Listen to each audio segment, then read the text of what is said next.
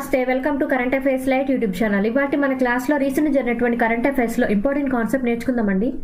మీకు కనుక మా ఛానల్ ఉన్నటువంటి వీడియోస్ అండ్ ఎక్స్ప్లెనేషన్ నచ్చినట్లయితే మా ఛానల్ లైక్ చేయండి, షేర్ చేయండి, సబ్స్క్రైబ్ చేయండి.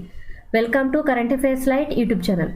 ఇవాటి మన కాన్సెప్ట్ వచ్చేసి ఓపెన్ ఏఐకి చెందినటువంటి కొత్త ChatGPT 4o అనేటువంటిది ఇవ్వడం జరిగింది.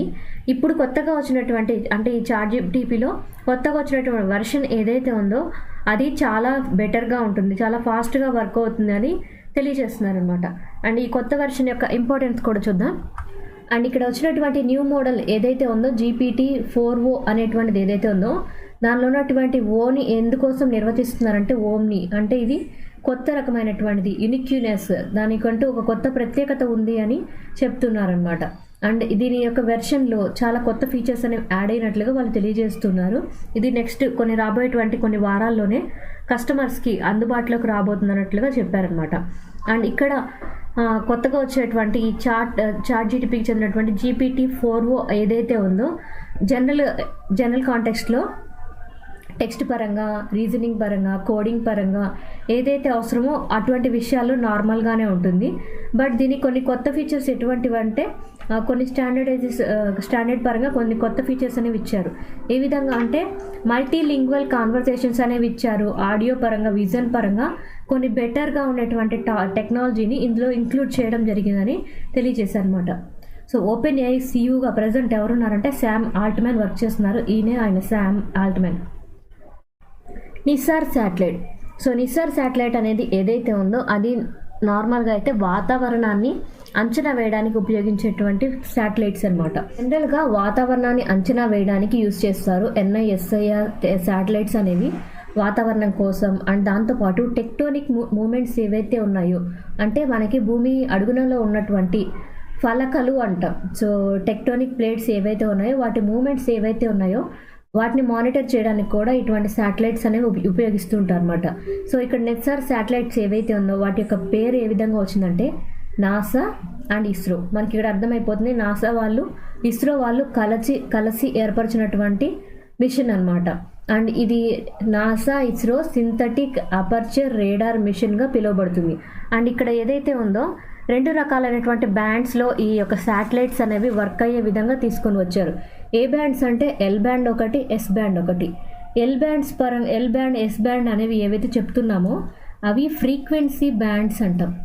పౌనఃపున్యానికి చెందినటువంటి బ్యాండ్స్ అనమాట. ఈ ఫ్రీక్వెన్సీ బ్యాండ్ ఆధారంగానే శాటిలైట్ కమ్యూనికేషన్ అవ్వచ్చు, మొబైల్ కమ్యూనికేషన్ అవ్వచ్చు, నావిగేషన్ కమ్యూనికేషన్ అవ్వచ్చు, అలా వర్క్ అవుతాయి అనమాట. L బ్యాండ్ ఏదైతే ఉందో అది 1 నుంచి 2 GHz ఫ్రీక్వెన్సీ దగ్గర వర్క్ అవుతుంది. అండ్ S బ్యాండ్ ఏదైతే ఉందో అది ఇక్కడ ఉన్నటువంటి S బ్యాండ్ ఏదైతే ఉందో అది 2 నుంచి 4 GHz ఫ్రీక్వెన్సీ దగ్గర వర్క్ అవుతుంది అనమాట. L బ్యాండ్లో వచ్చేసి ఏవియేషన్ పరంగా ఉండేటువంటివి ఉపయోగిస్తారు.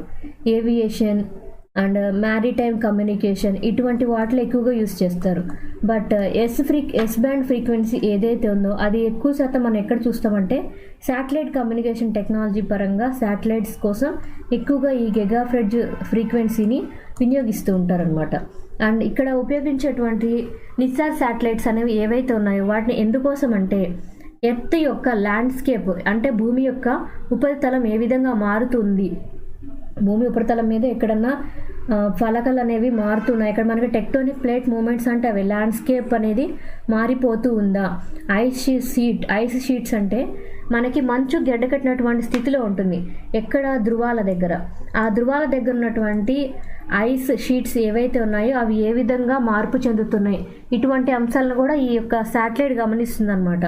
అండ్ ఇక్కడ టెక్టోనిక్ ప్లేట్స్ మూమెంట్ పరంగా అయితే రీసెంట్గా మనకి ఆఫ్రికా నుంచి ఒక ప్రాంతం అనేది విడిపోయేలాగా ఉన్నట్లుగా మనం విన్నామన్నమాట. సో అదేంటో నాకు కామెంట్ సెక్షన్లో తెలియజేయండి. అండ్ ఇక్కడ ఎకో సిస్టంలో కనుక ఎటువంటి డిస్టర్బెన్స్ అనేది కనుక వచ్చినట్లయితే అంటే మనకి ఉన్న పర్యావరణంలో కనుక ఎటువంటి పెద్ద మార్పులు వస్తూ ఉంటే వాటిని ముందుగానే కనిపెట్టడానికి ఒక పాసిబిలిటీ అనమాట. అండ్ దాంతోపాటు ఎక్కడన్నా ఐస్ షీట్స్ అంటే ధృవాల దగ్గర ఉన్నటువంటి మంచు కనుక కరిగిపోతూ ఉన్నా లేదా అక్కడ ఉన్నటువంటి ఫలకల నుంచి, అంటే మంచు కనుక పెద్ద పెద్ద ఐస్ క్యూబ్స్ లాగా ఉంటుంది కదా, అది కనుక విడిపోవడం, పగిలిపోవడం అట్లా జరిగినప్పుడు వాటిని ముందుగానే కనుక్కోవడానికి ఉపయోగపడుతుంది అనమాట. అటువంటి ఎందుకు జరుగుతాయంటే వాతావరణంలో వచ్చేటువంటి మార్పుల వల్లే అక్కడ ఉన్నటువంటి మంచు అనేది కరిగిపోవడం జరుగుతుంది. సో వాటిని అబ్జర్వ్ చేయడానికి కూడా మనకి ఇటువంటి శాటిలైట్స్ అనేవి ఉపయోగపడతాయి. అండ్ దాంతోపాటు ఫోర్కాస్టింగ్ కోసం, అంటే వెదర్ ఫోర్కాస్టింగ్ పరంగా మానిటరింగ్ చేయడానికి కూడా మనకు ఉపయోగపడతాయి అన్నమాట. ఎటువంటివంటే ఎక్కడైనా భూకంపాలు వస్తున్నాయా, సునామీలు వస్తున్నాయా, ఇటువంటివి ముందుగానే అంచనా వేయడానికి కూడా నిస్సార్ శాటిలైట్స్ అనేవి ఉపయోగిస్తారు. అండ్ ఎన్విరాన్మెంటల్ మానిటరింగ్ పరంగా కూడా ఉపయోగపడతాయి అన్నమాట. ఏ విధంగా అంటే భూమి యొక్క కార్బన్ సైకిల్ అనేది సరిగ్గా ఉందా లేదా, మనకున్నటువంటి ఎల్నినో కావచ్చు, లానినో కావచ్చు, అండ్ దాంతోపాటు వాతావరణ పరిస్థితుల్లో ఏవైతే ఎక్కువ ప్రభావాన్ని చూపిస్తూ ఉన్నాయో అల్పపీడనాల పరంగా, వాటిని కూడా అబ్జర్వ్ చేయడానికి ఇటువంటి శాటిలైట్స్ అనేవి ఏర్పాటు చేస్తూ ఉంటారు. ఈ నిస్సార్ శాటిలైట్ ఏదైతే ఉందో అది జూలైలో స్టార్ట్ అవ్వాల్సింది, కానీ అక్టోబర్, నవంబర్ నెలల్లో అవ్వచ్చని ఇస్రో చైర్మన్ గారు తెలియజేశారు. అండ్ ఇవి టెక్టోనిక్ ప్లేట్స్ యొక్క మూమెంట్ని అత్యంత ఖచ్చితత్వంతో కనుగొనొచ్చు వీటి ద్వారా అని తెలియజేశారనమాట.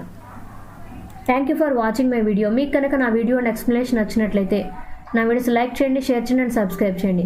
మీకు నా వీడియోస్ ఏ విధంగా అనిపిస్తున్నాయో నాకు కామెంట్ సెక్షన్లో తెలియజేయండి. Thank you for watching my video.